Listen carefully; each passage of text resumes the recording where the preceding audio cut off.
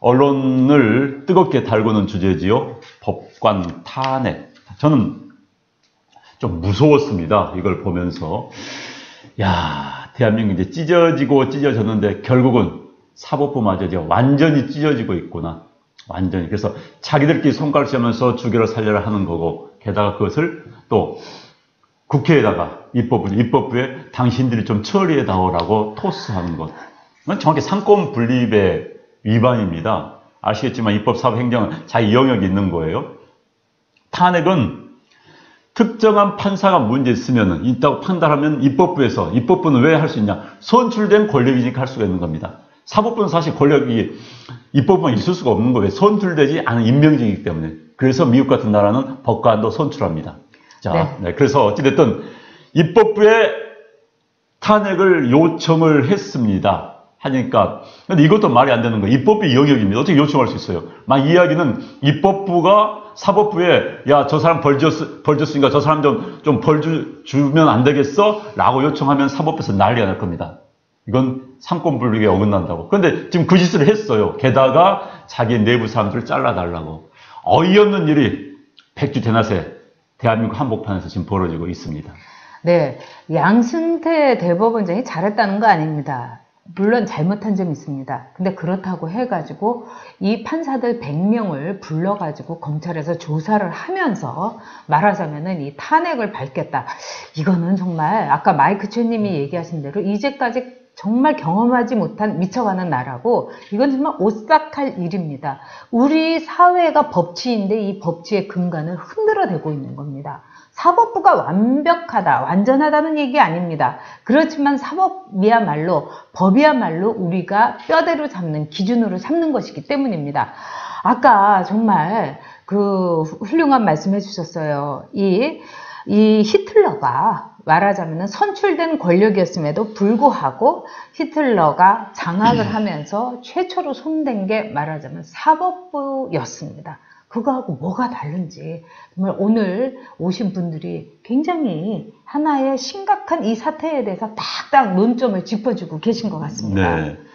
지금 이제 현 정부가 지금 또 현 정부를 지지하는 분들은 지금 혁명 국면으로 생각을 하고 있는 것 같습니다. 그렇죠. 지금 그러니까 이제 자꾸 해외에 나와서 촛불혁명 하고 있는 거죠. 프랑스 마크롱 앞에서도 어떻게 우리의 그 촛불 이것과 프랑스 혁명을 비교할 수 있겠습니까? 그런데 한국은 촛불혁명을 한 자랑스러운 나라라고 했는데, 자, 혁명으로 잡은 정권을 생각하기 때문에 제일 막가는 겁니다. 그래서 사법부마저도 혁명으로 말하면서 과거 기득권 세력을 쳐내겠다는 이런 국면이죠. 이건 아닌 것이죠. 사실 촛불은 우리가 이제 수사학적으로는 혁명이라 할 수 있지만은 혁명이라는 것은요, 국가의 체제 자체가 완전히 바뀌는 겁니다. 선거에 의하지 않고. 그런데 우리는 지난 1년 동안 2년 동안이죠. 뭐 광화문에 많은 국민이 모였습니다. 어찌됐든 국회에서 탄핵 절차를 밟았고 헌재가 국가의 기존 시스템대로 한 겁니다. 이건 혁명이라고 할 수가 없는 거예요. 수사학적으로 촛불혁명을 할 수가 있습니다. 그러나 그런 정상의 법적 질서가 유지되는 나라인데 이것을 이제 와서 다 없겠다.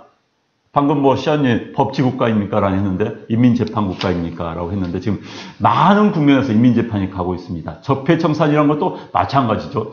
뭐가 적폐인지 자기들이 지정하면 적폐가 되는 겁니다. 이번에 판사들이 탄핵을 주장하면서 국민의 여론에 따라서, 자, 여론에 따르면 누구의 여론입니까? 아마 지금 지금 논란이 되고 있는 박성대 대법관입니까? 이런 분들이 본인들은 아니라고 그래요. 검찰 지금 수사를 받고 있는 상황입니다.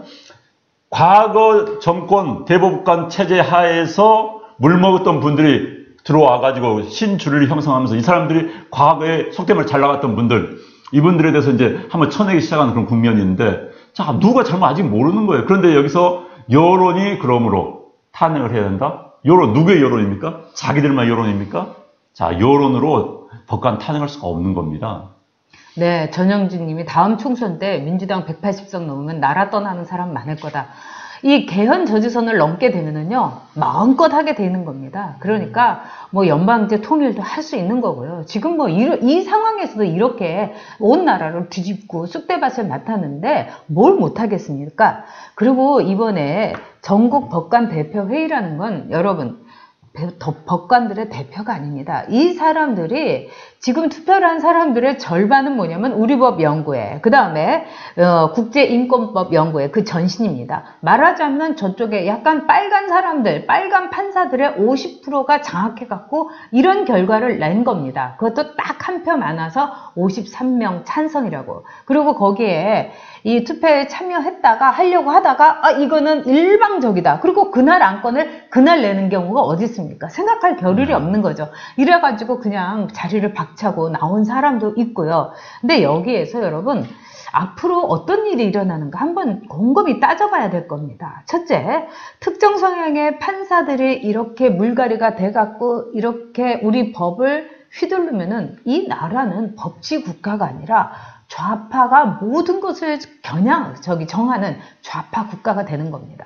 두 번째, 앞으로 이렇게 탄핵을 입에다가 맨날 달고 살면은 어떤 법관이 정말 나라를 위해서, 예를 들면 고용주 변호사가 문재인 대통령은 공산주의자다. 여기에 대해서 그것은 표현의 자유다.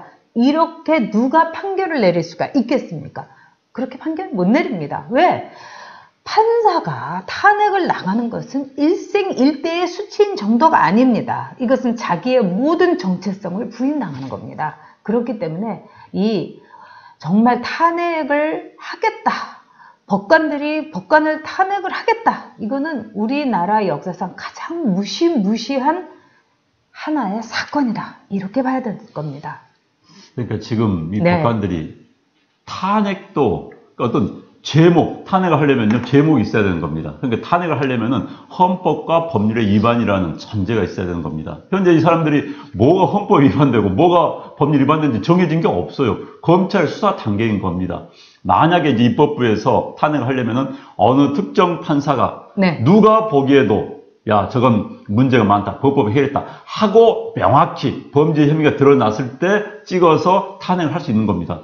지금 두리뭉실한 거예요. 지금 검찰 수사 중입니다. 본인들은 완간 부인하고 있습니다. 이런 상태에서 누구를 탄핵합니까? 불가능합니다. 게다가 국회에 온다 하더라도 국회에서 누구를 할 것인가 놓고 싸움하다 보면은 탄핵이 실질적으로 불가능해요. 그런데 이제 이런 생각을 하고 있다는 것 자체가 문제인 것이고요. 두 번째는 그날 회의에서도 그 판사 회의에서도 논란이 있었다고 합니다. 어느 반대하는 판사가 이런 이야기를 했다고 그래요. 당신들이 휘두르는 칼날이 언젠가는 당신들이 휘두르는 칼자루겠죠. 칼자루가 언젠가는 당신들에게 칼날이 돼서 돌아올 것이다.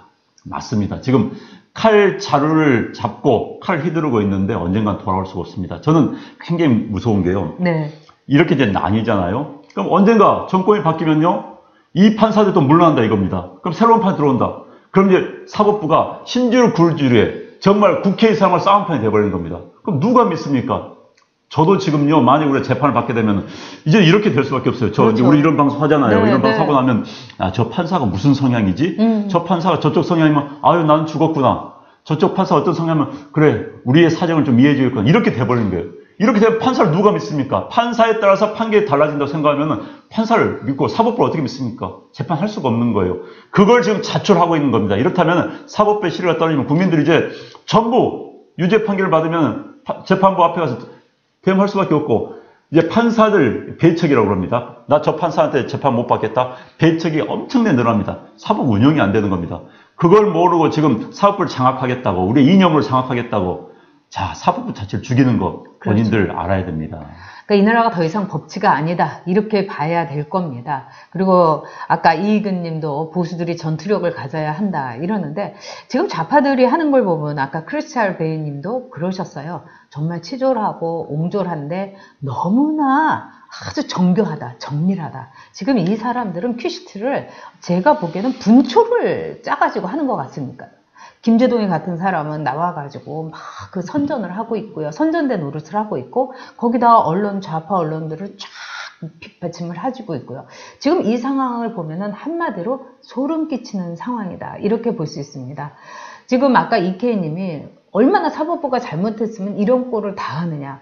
저도 사법부가 다 잘했다는 거 아닙니다. 그러나 인간은 완벽하지 않고 법이라고 완벽하지 않습니다. 그러나 법은 최소한의 우리의 울타리인 겁니다. 근데 그 울타리를 정말 안보 담장 허물듯이 그 울타리도 그냥 싹 허물어 버리면은 어떻게 됩니까? 이 나라의 무법천지가 되고 이 나라는 목소리 큰 사람, 떼법 부리는 사람, 그야말로 그들만의 세상이 되는 겁니다. 그래서 이번 사건에 대해서는 다 뒤집어 엎고 있다는 거. 이번에 불교에서 무슨 인권상이라는 걸 이석기를 줬다고 하는데 제가 참 기가 막힌데요. 그것도 여러분 보시면은 불교에서도 권력이 뒤집어 엎어진 겁니다.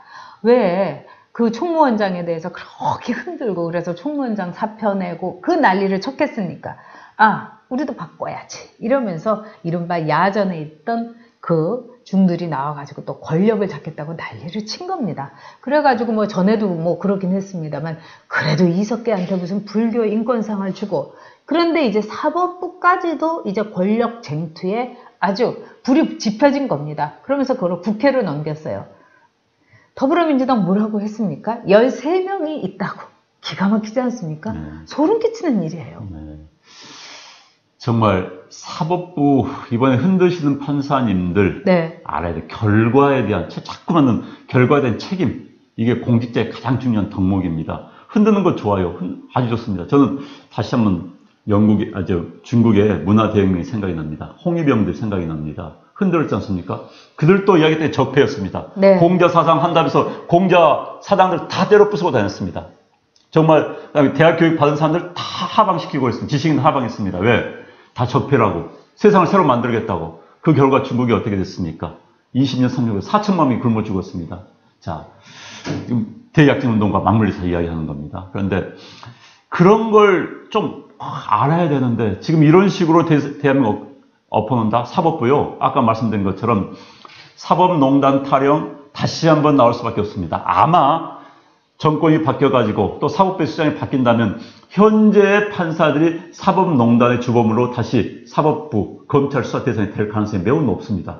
이래서는 안 되는 겁니다. 사법부요. 국민들의 신뢰 사라지면은 사법 자체 존재할 수가 없는 겁니다. 입법부보다도 신뢰가 없으면 사법부는 존재할 수가 없는 겁니다. 사실 사법부란 건 절대절명의 권한을 휘두르는 거예요. 입법부는요, 선거위에서 4년 후에 잘라내면 되는 겁니다. 사법부 판사들은 잘라낼 수가 없어요. 그런데 그 사람들이 정말 정신 나간 이상한 사람들, 이념에 매몰된 사람들이 앉아가지고 마음대로 생사유탈권을 잡을 때 죽이는 거 간단합니다. 사람 하나 죽이는 거. 네. 그 사람들 입장에서 그런 사람들이 기본적으로 국민들 신뢰를 상실한다. 국민들 안 믿어준다. 존립할 수가 없는 겁니다. 그런데 스스로 지금 존립의 근거인 신뢰를 상실한 일을 지들이 만들고 있습니다. 자기들이요. 지들이란 표현을 죄송합니다만은. 네. 정말 대한민국의 모든 길은 탄핵으로 통하는 것이 아닌가 이런 생각이 듭니다. 이제 사법까지 탄핵을 운운하다니요. 거기다가 이 탄핵이 완전히 무슨 식당으로 치면은 우리는 전문이 뭐 설렁탕이에요가 아니라 대한민국은 전문이 탄핵이에요. 이렇게 될 거고요. 법이 필요 없고 대의 정치가 필요 없고 그런데다가 판사까지 나가서 이 지경이라니요. 제가 볼 때는 그들이 이 나라를 쑥대밭으로 만들고 있고 이 나라의 기둥뿌리를 다 뽑아내고 있습니다. 그래서 이 나라를 뒤집어 엎고 있어요. 근데 그들은 어떤 사람들인가? 공통점이 있습니다, 여러분. 언론이건 사법부건 뭐 정치권이건 뭐 노동계건 굶었던 사람들입니다. 굶었기 때문에 이제 가리지 않고 마구마구 막 먹어치우고 있는 겁니다. 이게 탄핵도 먹어치우겠지만요. 아마도 수많은 그들이 진짜로 좋아하는 이 동그라미 이것도 아마 먹어치우고 있을 겁니다. 지금 굉장히 많은 소문이 돌고 있지 않습니까?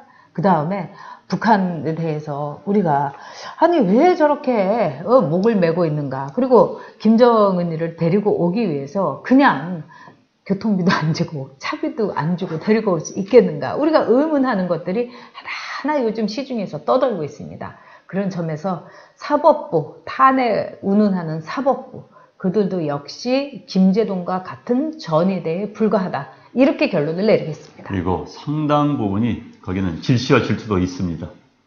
과거 잘 나가던 뭐 판사들에 대한 질시와 질투도 있는 것도 부인할 수 없을 겁니다.